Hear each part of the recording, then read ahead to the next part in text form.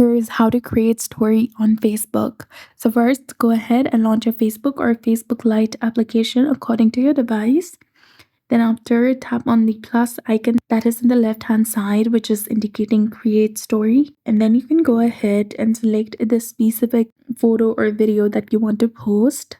And from the right hand side, you can go ahead, add stickers to your photo, then add text. Also select the music that you want to post your photo or video on.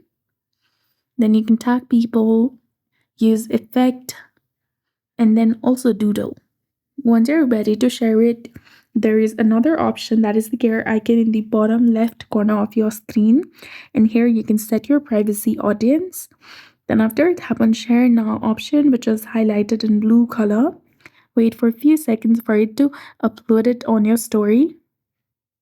Then you can go ahead and view your story, and the video or the photo will be posted instantly.